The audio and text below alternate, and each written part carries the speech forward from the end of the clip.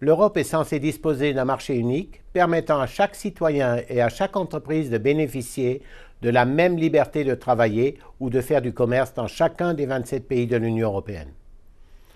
Pourtant, il faut bien reconnaître que 20 ans après la mise en place du marché unique, il reste plus de 150 engorgements et vides juridiques, largement dus à la réticence des États membres à mettre en œuvre les textes existants. En matière de marché unique, les lois européennes existent, mais c'est leur mise en œuvre qui pose problème.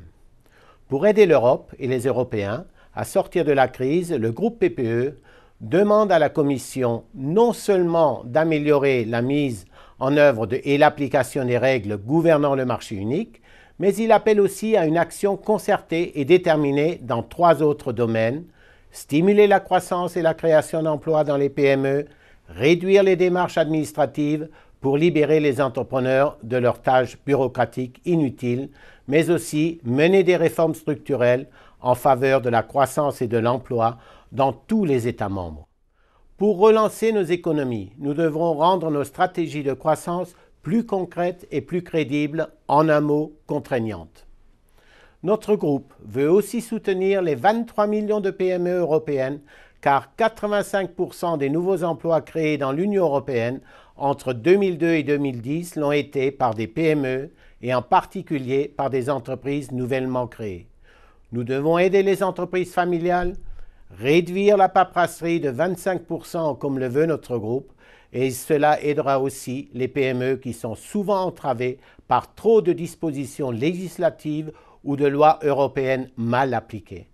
Enfin, nul ne peut ignorer le fait que des réformes structurelles sont nécessaires pour créer des emplois et rendre nos systèmes de sécurité sociale viables à long terme.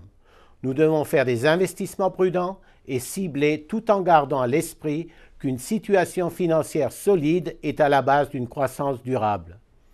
Sortir de la crise en augmentant les dépenses, comme le préconisent les socialistes, n'est pas une solution envisageable. C'est par la croissance que nous devons sortir de la crise, mais cela ne sera possible que si nous agissons avec sagesse. Il n'existe pas de recette magique pour sortir de la crise.